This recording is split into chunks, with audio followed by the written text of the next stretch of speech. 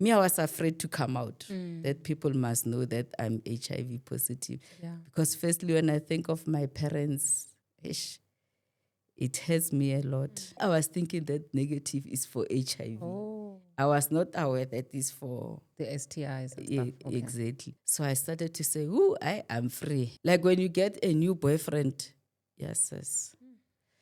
You don't know how to tell that you are HIV positive.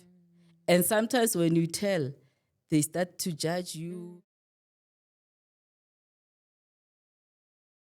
Welcome to the Safe Space Chats podcast with Madam Speaker. My name is Perseverance Maremeni, also known as Madam Speaker, also known as the CEO of Self-Love. If you're joining for the first time, welcome to the family of healing, self-love, and motivation. And if you're returning, thank you so much for the continuous love and support that you are showing us. We are recording at number 7 Sedgwick Road in Isandovale, Bazalwane. So if you want to come through as a guest, you're more than welcome to hit us up on the number that's appearing on your screen right now.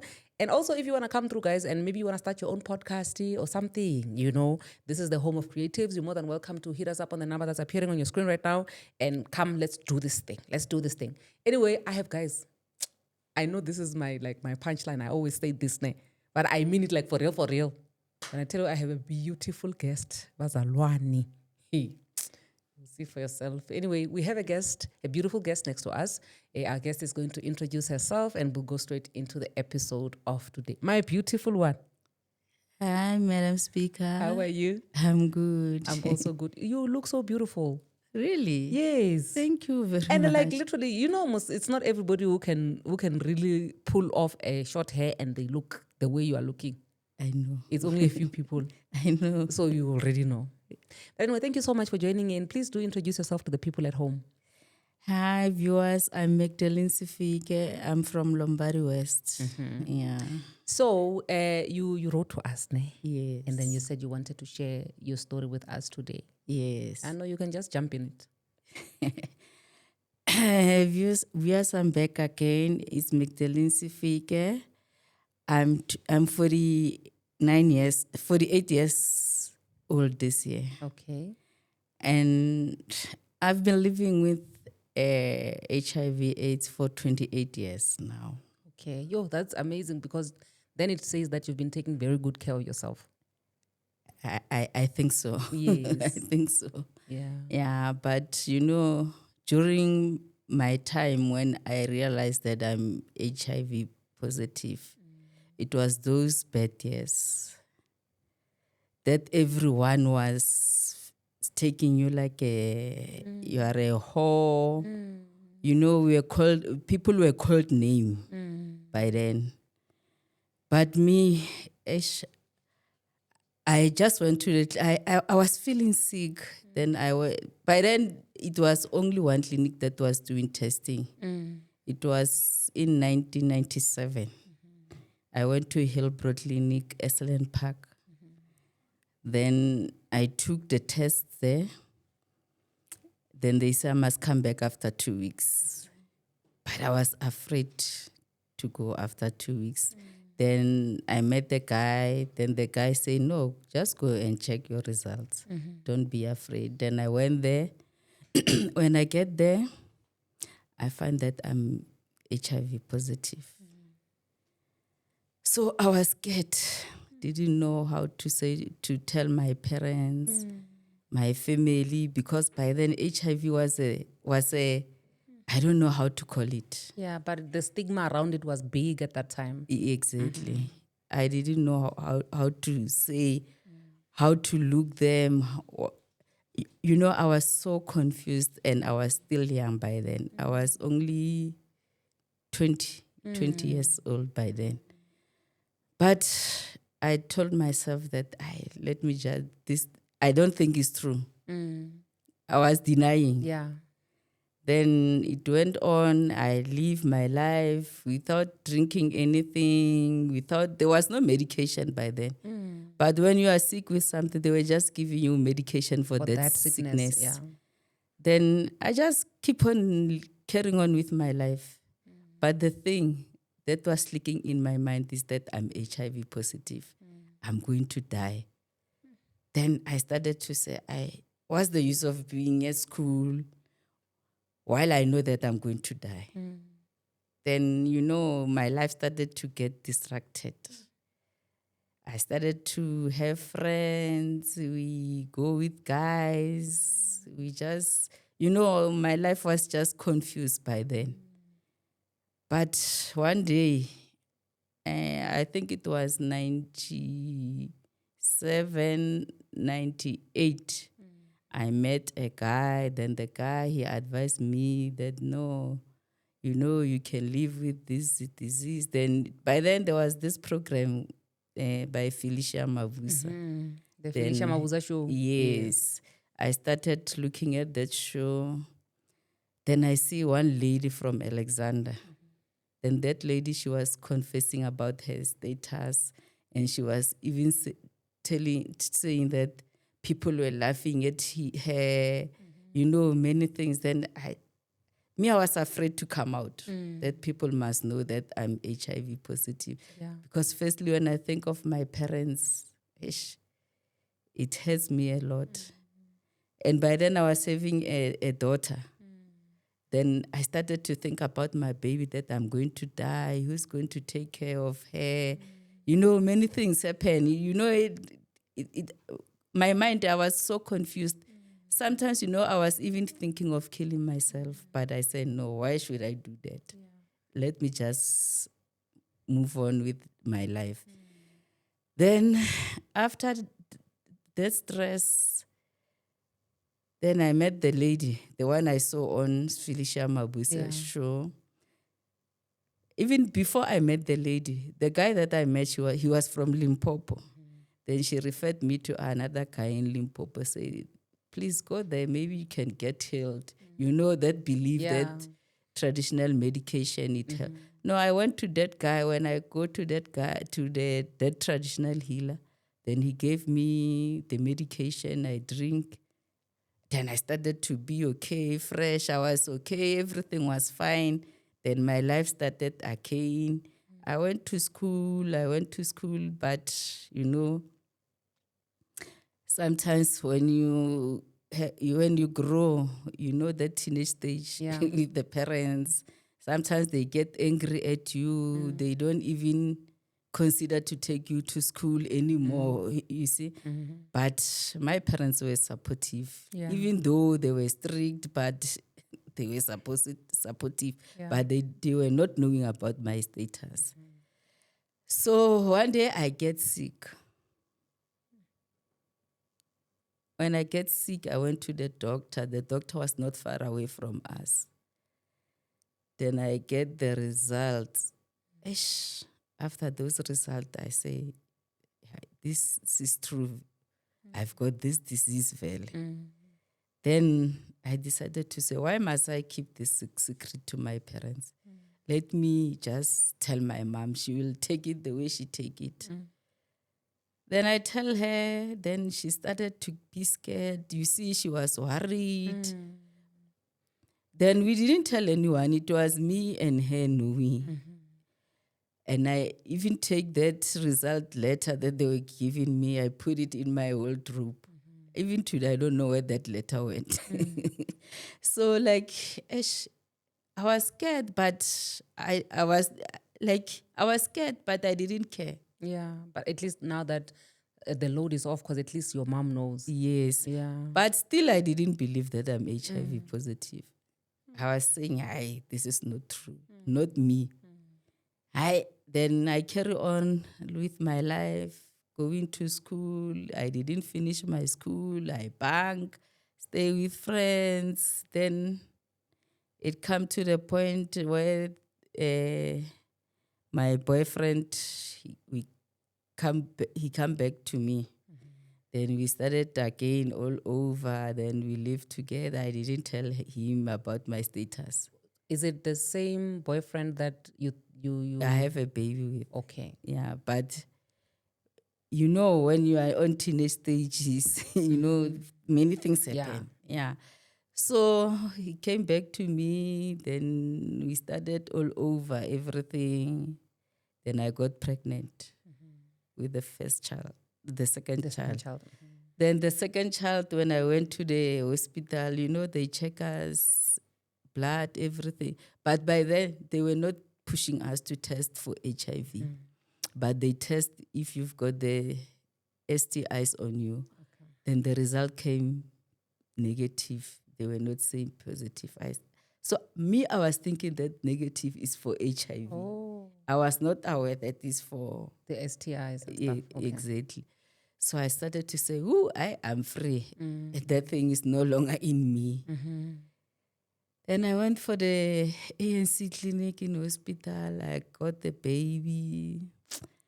Then when the baby started, when she was 6 months, she started sick. She started to get sick. Then she started to get sick. Then we took the baby to the doctor. When we had the doctor said, no, take the child to hospital. Then we went to hospital. When we get there in hospital, the doctors, they say, no, let's take the tests, everything. Then they test the child. They find the child is HIV positive. Then is where I started to say, no, I can't stay with this. I tell my brother and my brother's ex-wife. I told them, and I even tell the father that this child is HIV.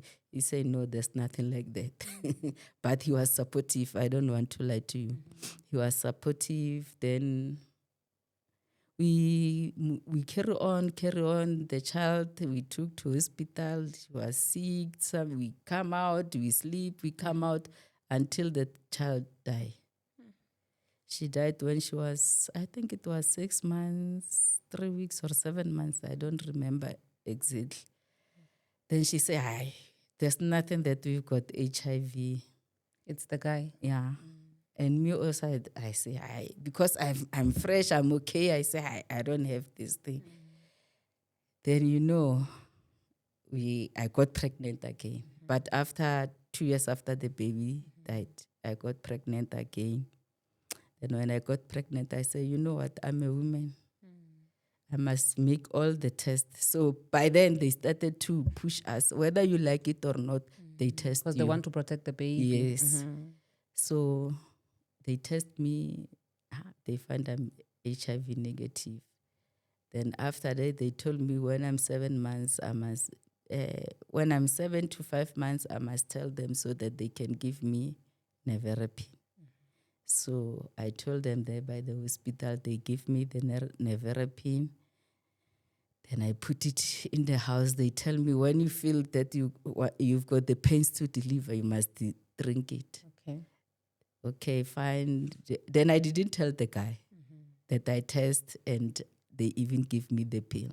Oh, wait, when they tested, it was positive? Yes. Oh, because you said negative. Yeah. Oh, okay. Oh, the negative is before. Okay. But it was the STIs, not the... No, okay. For the second baby, they tested and it came positive. Yes. Okay. Yeah. Then when I didn't tell the guy that I got nevirapine, I tested because he was not believing. So I said, no, I can't tell because, it's going to confuse us. Then when I hear the pains, I drink it, the nevirapine. Then I went straight to the hospital. When I go to hospital, my baby was already on the way. Then I just gave birth. Then after giving birth, then at the clinic, they tell me when the child turns 6 weeks, I must come back for the test. Then I do all those processes. But what I want for me to come to you, Madam, speak about this thing, is because of the situation that I'm seeing now. Because, I've got a teenage child, the one I'm talking about. I see the way they are active, the way they are doing that, they will destroy their future. So a person like me, I know many people now, they will judge me. They saying, for so many years, why she didn't tell us, why we didn't know, why everything. But I see for me, it's a chance, and it's good to do this right now because I can see that these kids that are so active, especially sexual active, and going with wrong people. So I just wanted to show them that HIV is there. And then they mustn't take it as it's a joke or it's something that is nice because you can destroy your future. me, if it was not HIV, I don't want to lie to you, Madam Speaker. I was going to be very far away with my education. So I didn't go to school thinking that I'm gonna die anytime. So what's the use of me to go to school? That was my problem. That was the use of me to go to school. Yeah. So the reason for me to be here is that I want to express to them that HIV, it's a disease. And it's you have to control your mind. Yeah. Your mindset is the one that you must always control it. Yeah. Because if I did control it, that if God can put me for 40 years. You were going to, if you knew that you were going to live this long, Exactly. you would have done so well. Exactly.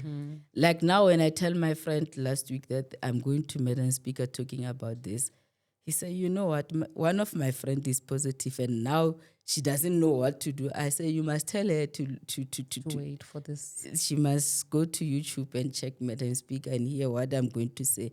Because I know many people that are discouraged when they discover that they are HIV positive. Yeah. And when you are HIV positive, there's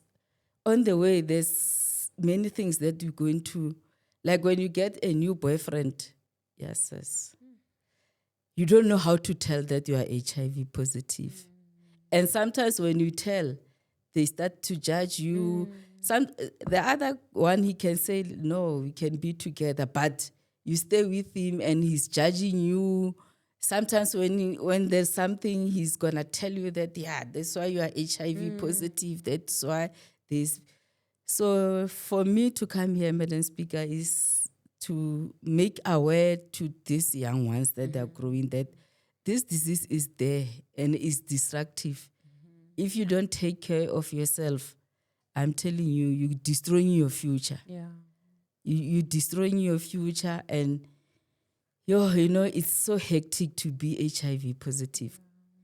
And like last when I read on, I think it was Alex's report or what, they say most of the kids at school, they are HIV positive. And most of them, they don't go to take the medication for HIV positive. Me, I started my medication. It's not long when I started my medication because all the time I was okay. Then what started to me, it's only flu that was coming always, and some, like, my body was starting to be weak. And it's here, I'm fine today. I'm okay. So during that time when your baby was born and the one that you're saying is a teenager now, the ARVs were not there at that time. They were there, but they were checking your CD for count and they found that you were fine and they were not giving you that medication. I think the before you said the reason why you came here, you were speaking about how they said you must take the child to the clinic after 6 weeks. Yes.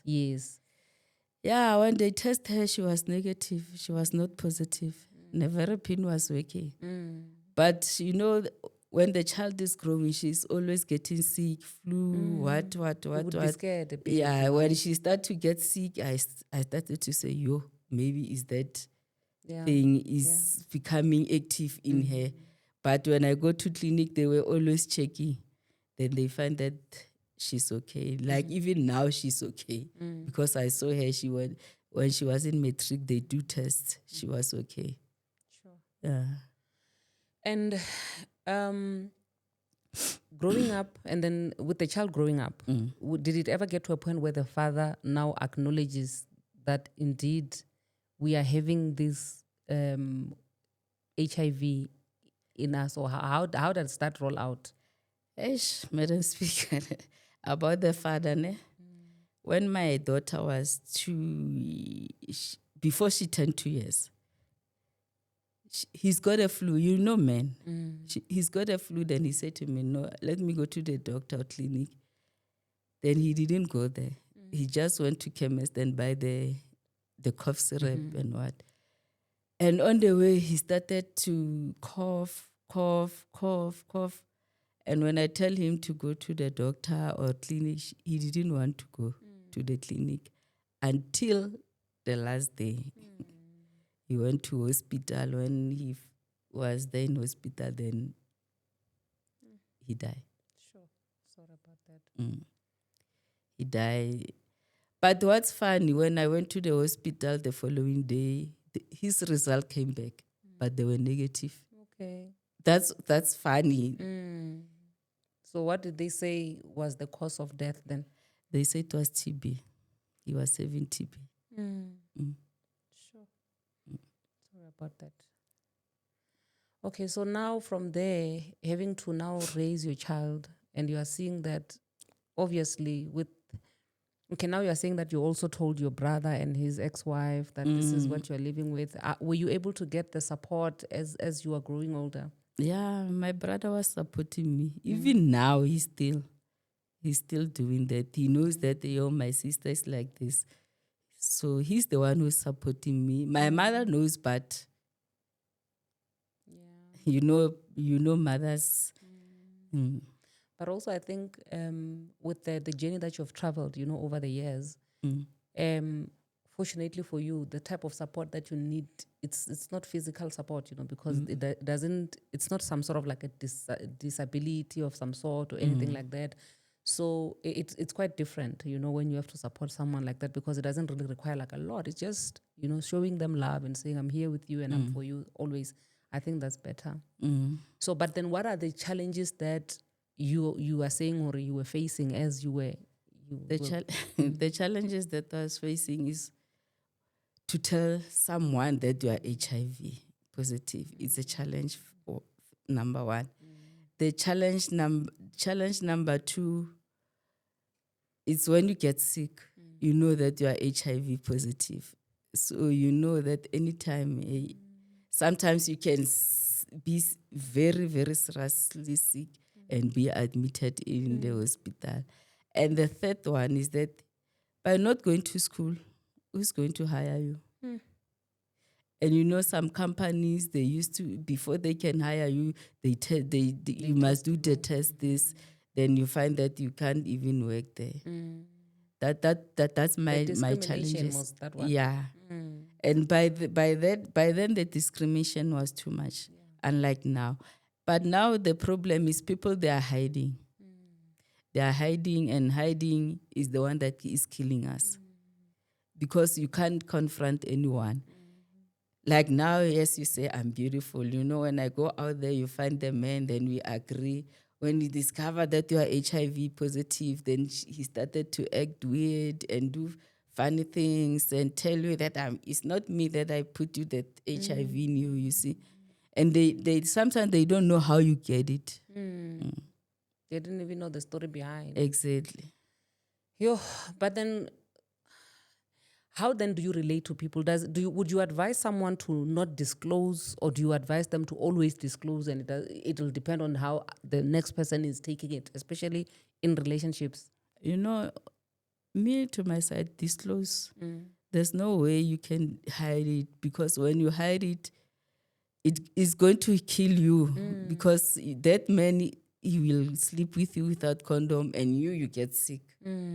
That's the thing. And don't compromise yourself. Don't compromise yourself.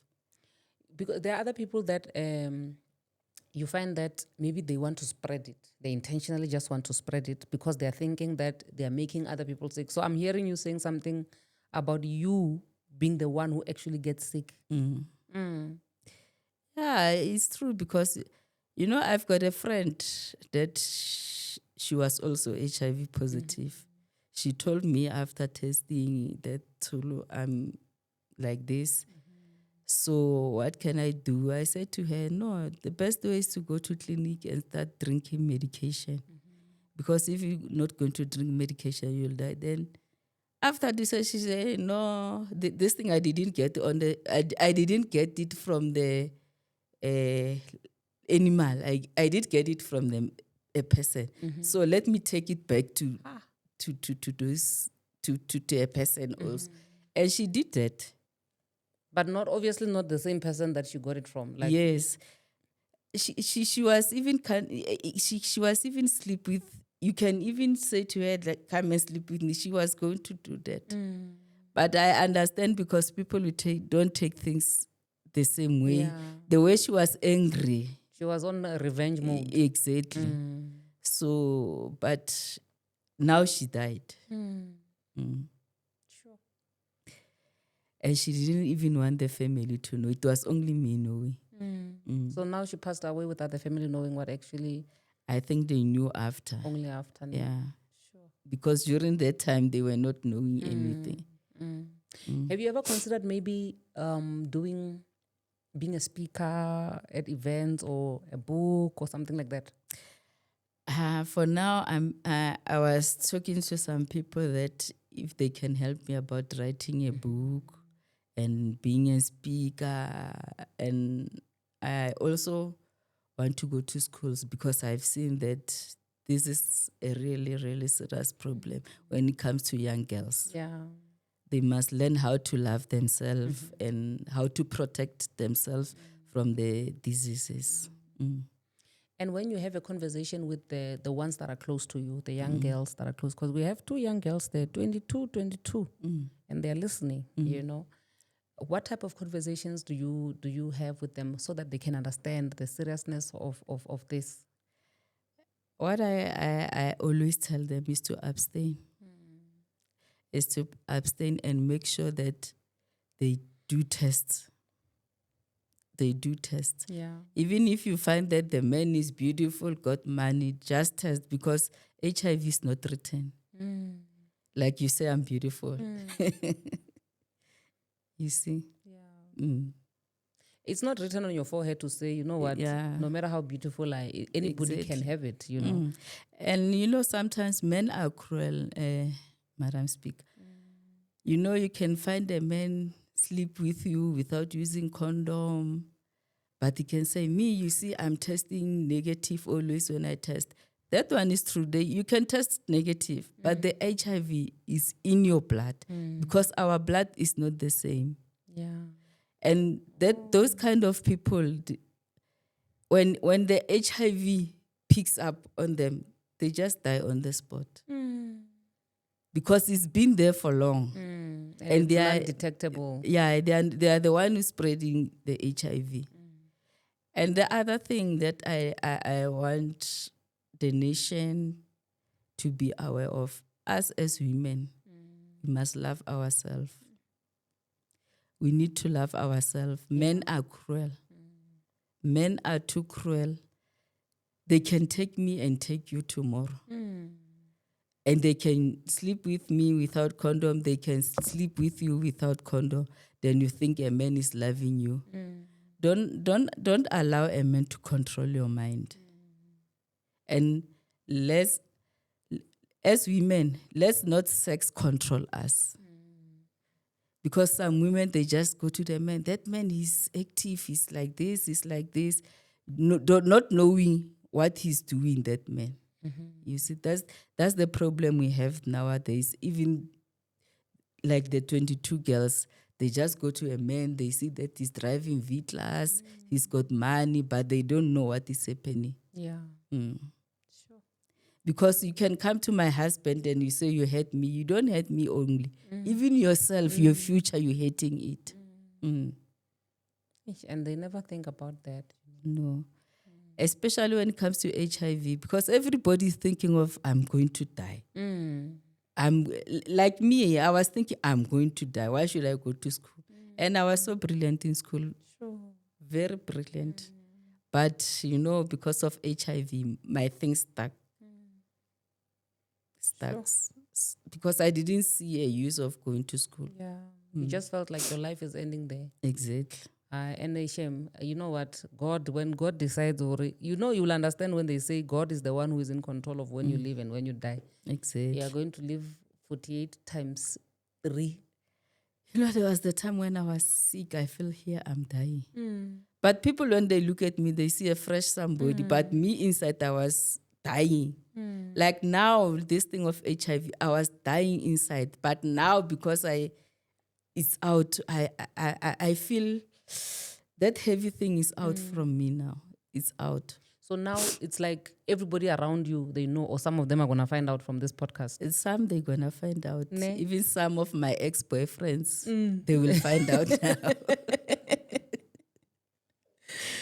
Yeah, they must drink water. Please say, if you're watching this episode, please drink water, because you're only finding out now.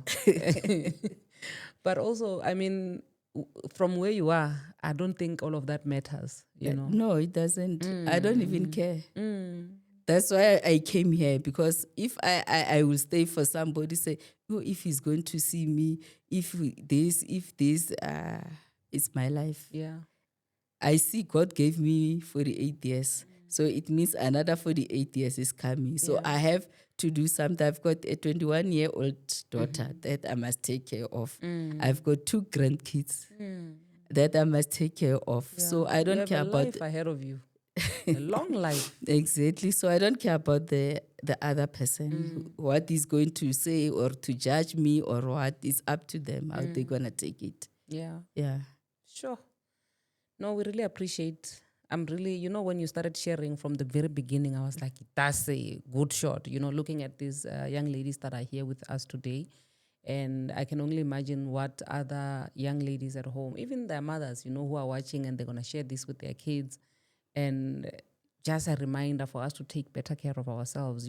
Those who don't have, please make sure you protect yourself. Those who have, also accept and take care of yourself.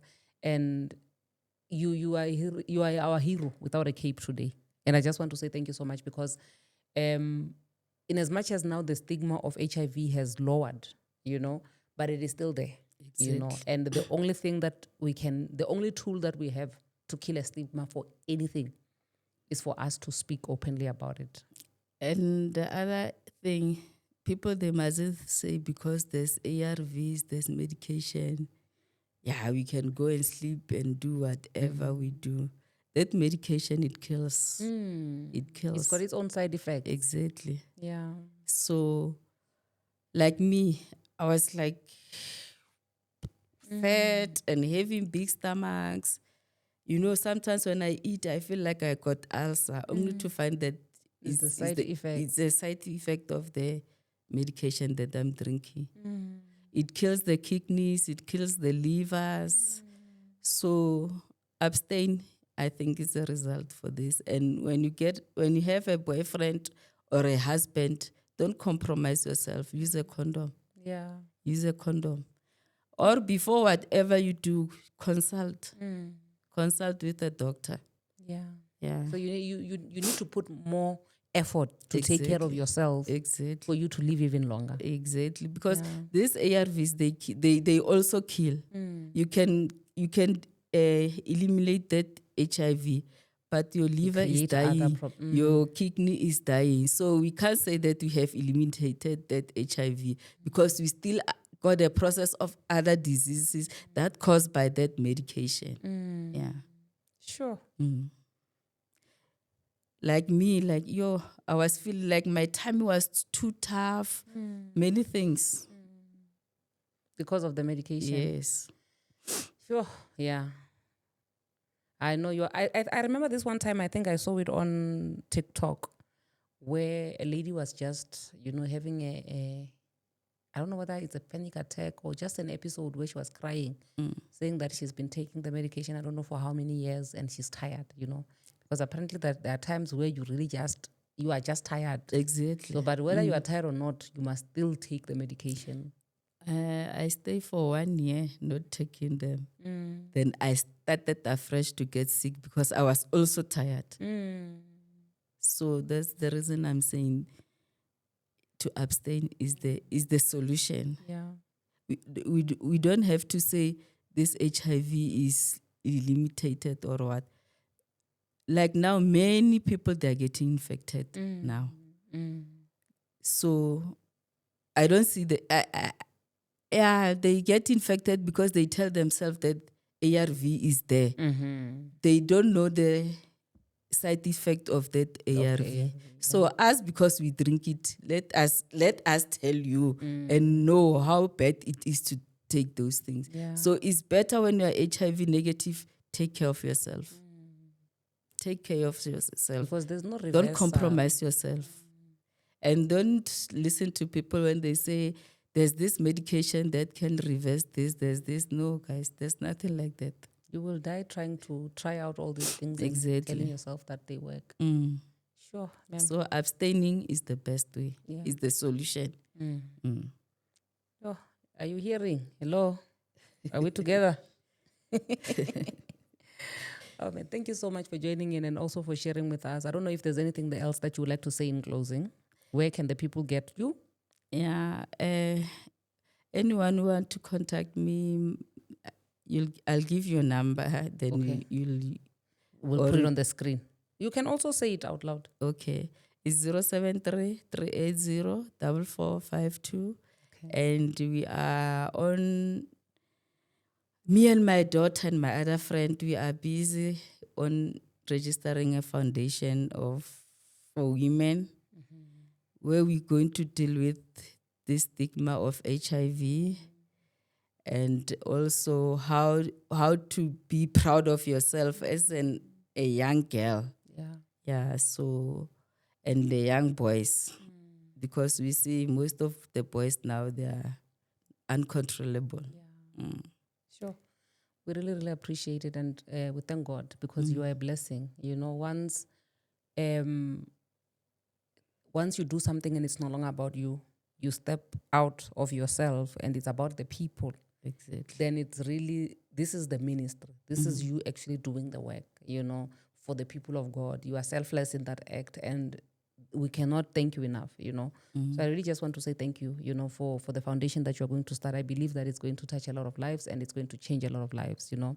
If you can save one more person because you couldn't save yourself, you know, that is the most selfless act ever. It's like close to Christ taking the cross on behalf of the rest of the world. So I really just want to say thank you so much for that. I also want to thank Madam Speaker for letting me know to come to your broadcast and talk about this. Thank you so much, sister. You're most welcome. Thank you. Anyway, with that being said, Bazalwane, thank you so much for joining in for this episode here today. Please do leave a lovely comment down below and tell us what you think about this episode. And also, if you are ready, you know, to be a member, just let us know so that when my sister here starts her own foundation, we are going to be in full support. Yeah, I need that surety from you, Bazalwane, at home. And also, I suppose we will see each other on the flip side. I love you. God bless you. Mwah.